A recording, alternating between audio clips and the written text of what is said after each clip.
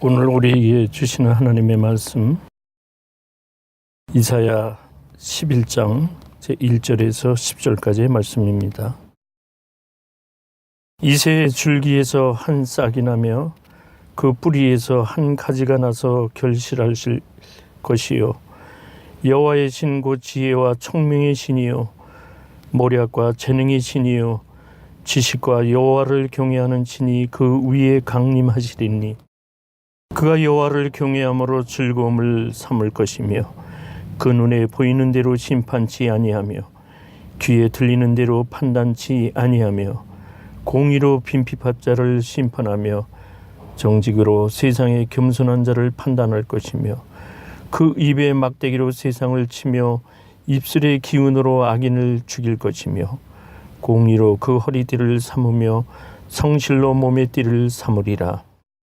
그때 이리가 어린 양과 함께 거하며 표범이 어린 염소와 함께 누우며 송아지와 어린 사자와 살찐 짐승이 함께 있어 어린아이에게 끌리며 암소와 곰이 함께 먹으며 그것들의 새끼가 함께 엎드리며 사자가 소처럼 풀을 먹을 것이며 젖먹는 아이가 독사의 구멍에서 장난하며 젖된 어린아이가 독사의 굴에 손을 넣을 것이라. 나의 거룩한 산 모든 곳에서 해됨도 없고 상함도 없을 것이니 이는 물이 바다를 덮음같이 여호와를 아는 지식이 세상에 충만할 것임이니라. 그날에 이새의 뿌리에서 한 싹이 나서 만민의 기호로 설 것이요 열방이 그에게로 돌아오리니 그 거한 곳이 영화로우리라. 아멘. 구원자를 기다림. 이제 12월 첫 주 예배를 드립니다. 대강절 또는 대림절 절기라고 표현을 합니다. 이는 원어가 도착이라는 뜻입니다. arrival 한다는 뜻입니다. 대개 성탄절을 앞두고 3, 4주 전에 예배를 그 절기로서 드리게 됩니다. 예수님이 메시아로서 그리스도로서 이 땅에 오신 성탄절을 앞두고 우리는 교회에서 절기로 드리게 됩니다. 이는 하나님께서 미리 예고하시고 구원자로 오신 그 예수 그리스도를 미리 앞세워 기억하게 하시는 그 말씀의 의도라고 생각하면 되겠습니다. 기다리는 절기입니다. 우리가 어려서 설이 되면은 이제 설을 준비하는 마음으로 설빔을 준비해서 어머니가 장롱 속에 두면은 그날이 되기도 전에 마음이 설레이고 해서 몇 번이고 꺼내보고 입어보기도 하는 그런 추억이 있습니다. 하나님께서 세상을 만드신 이후에 죄된 에덴 동산을 쫓겨나서 하나님의 용서로 모든 이들을 하나님의 나라로 다시 받아들이기를 원하시는 그 사랑과 용서의 그러한 하나님의 심성으로 이제 사람들은 오랜 세월 동안 우리를 구원할 자가 누구인가를 기다리고 왔습니다. 시기적으로 보면은 대개 성탄절을 앞두고 22일 내지 28일, 왜냐하면 부활절에 변동되는 일자로 인하여 약간의 차이는 있습니다만 석주 내지 넉주 전에 우리는 그 예수님이 이 땅에 어서 오시옵소서 기다리는 그러한 절기인 것입니다. 하나님께서 예수님을 이 땅에 초림하셔서 하늘의 법도와 하늘의 규례와 하나님의 사랑을 33년 동안 이 땅에 거하시면서 제자들을 세우시고 천상으로 가시기 전에 그 제자들에게 성령을 부어주시면서 복음이 땅끝까지 이를 때까지 하늘나라의 하나님의 의도를, 하나님의 그 사랑을 전하고 해서 지금 우리는 그 가운데 있는 겁니다. 우리의 신앙은 이제 종말론적으로 바라봐야 됩니다. 세상에는 심판이 있고 그 끝이 있는데 영원하신 하나님께서는 이 땅에 우리가 사는 동안에 한 사람이라도 우리의 전함으로 인하여 하나님께서 하늘나라 백성을 삼으시기 위해서 오늘도 역사는 되풀이되고 있는 겁니다. 우리 하나님은 주권자이십니다. 미리 예고하신 하나님께서는 역사의 또한 주관자이신 겁니다. 그래서 역사를 히스토리라고 하지만 그의 히스토리라고 한다면 그분의 주관적인 그 역사의 시간을 말한다고 할 수 있습니다.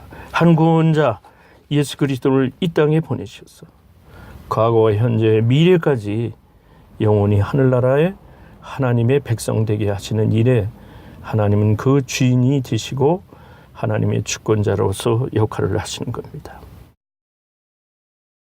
구약 사무엘상 15장을 보면은 이런 역사가 있습니다. 사울이 왕이 되어서 많은 사람들이 왕권 통치를 원했기 때문에 사울을 왕으로 세워서 통치를 하는 기간 중에 사무엘을 통해 그는 하나님의 인도하심을 늘 받고 있었습니다.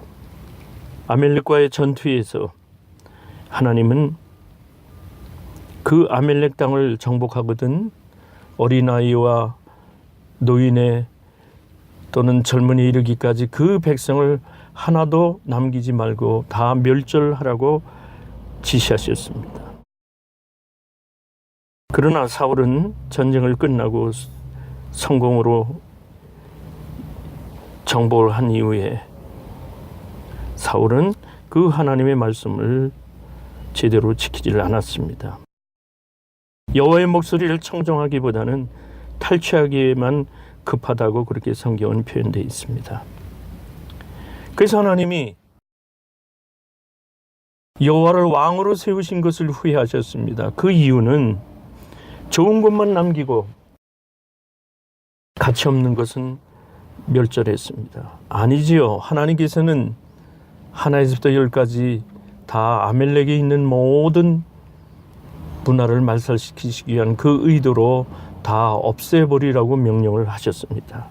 사람의 생각으로 사울은 하나님에게 절대 순종을 하지 않았던 겁니다. 하나님은 절대 순종을 원하십니다. 그래서 순종이 제사보다 낫다, 들음이 제사보다 낫다고 사무엘을 통해 말씀하셨습니다. 그렇습니다. 역사의 주인이신 하나님께서는 우리의 미래를 우리는 알 수 없지만 하나님의 구원받은 백성으로 한 걸음걸음 우리로 하여금 떼어놓게 하실 때에 우리로 하여금 구원받은 사람으로서의 열매를 거두시기 위한 하나님의 의도가 있으신 겁니다. 이 예수님은 베들레헴 이새의 줄기에서 났다 그러셨습니다. 이새가 누굽니까? 다윗 왕이 되었던 다윗의 아버지인데 왜 다윗 왕에서 났다고 표현을 안 하고 이새의 줄기에서 그 싹이 났느냐 이렇게 표현한다고 본다면 이새는 베들레헴 변방에서 양을 치는 그러한 평범한 사람이었습니다. 이름이 있는 사람이 아니었습니다. 우리 예수님도 마국간에 태어나시며 성탄절을 우리가 맞이하지만 평범한 가운데 평범보다 오히려 더 취약한 가운데 하나님은 그 진리의 터를 세우고 계신 것을 볼 수 있습니다. 비천했습니다. 그래서 이 세상의 나라가 아니라 하나님의 나라는 하나님의 나라로서 존재한다는 걸 우리에게 가지고 계신 겁니다. 이새의 줄기, 이새의 굴을 터기 위해서 인류를 구원하실 그 예수님이 탄생케 되신 겁니다. 다윗을 통해서 그 허리에서 나는 그러한 후손으로 인하여 예수님이 그 족보를 가지시고 이 땅에서 구원자로 오셨던 겁니다. 하나님 말씀하십니다. 유대인을 택했지만은 이방인도 택하시되 그분의 자유가 접붙인 이방인도 비록 하나님을 믿는 구원받은 백성이었지만 그 영적으로 그리스도인의 하늘나라의 백성이라 하지만은 접을 붙인 이방인도 온전하지 못할 때는 그 가지에서 잘려나간다고 하는 것이 로마서 11장 21절에서 우리에게 말씀하고 계신 겁니다. 하나님께서는 주권을 가지시고 이새의 줄기에서 구원자 예수가 오신다고 하는 것을 말씀하셨습니다. 스위스의 개혁의 신학자인 칼 바르트라는 사람이 있습니다. 이는 평범한 목회자였지만 어느 날 성경을 읽다가 크게 깨달은 바가 있었습니다. 하나님이 인간을 찾아오셨다는 겁니다. 보통 우리가 하나님께 드리는 신앙으로 나의 열심과 나의 노력으로 나의 사상으로 하나님께 드리는 신앙을 우리는 주창할 수 있지만 이 칼 바르트는 깨달았습니다. 하나님께서 예수를 통해 이 땅에 찾아오셔서 나의 죄를 용서하시고 하늘나라 백성으로 세우신 그 은혜에 너무 감사해요. 그때부터 바르트는 하나님의 뜻대로 위대한 신학자 또한 될 수 있었던 겁니다. 메시아는 자기에게 계획된 그 위대한 일을 행할 수 있는 고난을 가지셨습니다. 오늘 성경 본문을 보니까 여호와의 신 곧 지혜와 총명의 신이요 모략과 재능의 신이요 지식과 여호와를 경외하는 신이 그 위에 강림하시리니 했습니다. 그가 여호와를 경외함으로 즐거움을 삼았다고 말씀합니다. 공의로 세상을 판단하셨다고 했습니다. 지혜와 모략과 여호와를 아는 경외하는 그 지식을 가지시고 이 땅을 성육신하셨던 겁니다. 그래서 우리는 소망이 있습니다. 해가 바뀔 때마다 한 해를 마무리하고 정리하면서 예수님이 이 땅에 오신 성탄절을 기점으로 하여 또 한 해를 시작하는 그런 영적인 의미를 그러한 것을 가지고 있으면 참 좋을 것 같습니다. 우리의 생활의 리듬이 예수님이 이 땅에 다시 철임하신 예수님이 매해 다시 오셔서 그러한 가치관을 가지고 우리들이 신앙생활을 바르게 한다면 그 절기를 따라 하늘나라의 법칙이 우리의 삶의 기준이 되게 하신다면 우리의 신앙은 영적으로도 풍부하고 성령 충만할 줄로 믿습니다.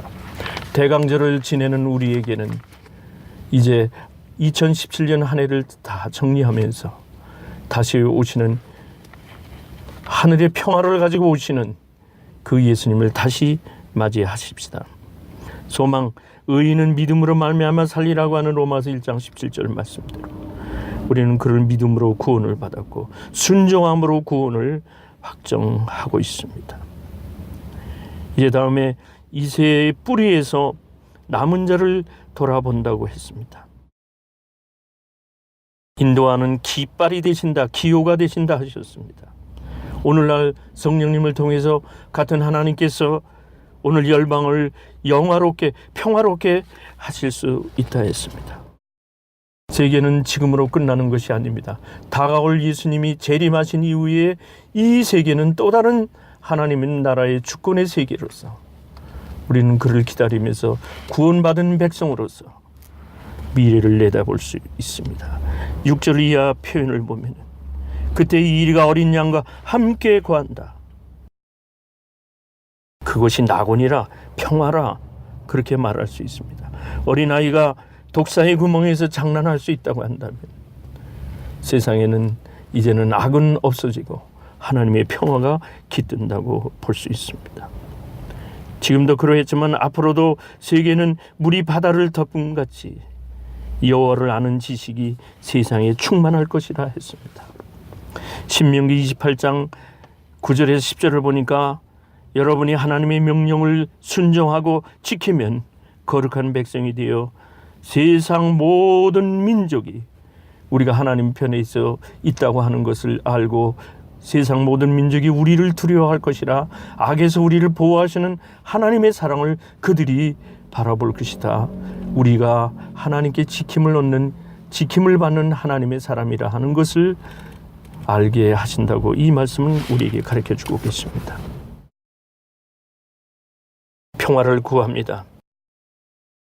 뉴욕의 유엔 빌딩 앞에는 커다란 청동 조각상이 있습니다. 그 모습을 보면 건강한 남자가 쇠망치로 큰 칼을 두드려 쟁기를 만드는 그 조각상인데 1959년에 구소련에서 제공했다고 합니다. 이는 전쟁 무기를 감축하고 세계 평화를 원하는 그러한 의도로 그것을 만드는 것 같습니다. 이사야나 미가서에서 말씀합니다. 칼을 쳐서 보습을 만들겠다 말씀하셨습니다.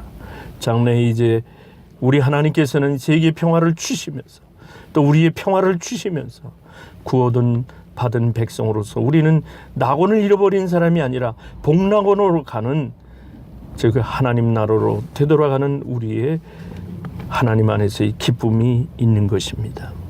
사랑하는 여러분들, 거룩한 산에 해됨도 없고 상함도 없을 것이라 했습니다.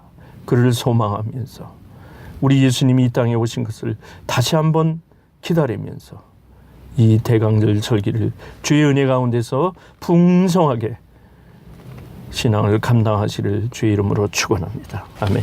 기도하겠습니다. 거룩하신 하나님 아버지, 이 세계는 하나님이 주관하고 계시고 일찍이 이 땅을 구원하시기 위해서 하나님이 계획하시고 그 방법을 선포하셔서 2000년 전에 우리 예수님이 이 땅에 성자의 모습으로 오셔서 십자가에 달리심으로 구원을 확증하시고 이제 천상에 가셔 다시 돌아오실 때까지 이 땅에 남은 자들이 그 그루터기에서 하나님의 진리 가운데서 세상을 구원하는 일에, 복음을 선포하는 일에 우리를 남겨두신 것을 인하여 감사합니다. 이를 깨닫고 우리들이 대강제를 지키며 하나님의 은혜 가운데서 그 은혜를 깨달으며 많은 사람에게 복음 전하는 하나님의 사역자들이 되게 하여 주옵소서. 예수님의 이름으로 기도하옵나이다. 아멘.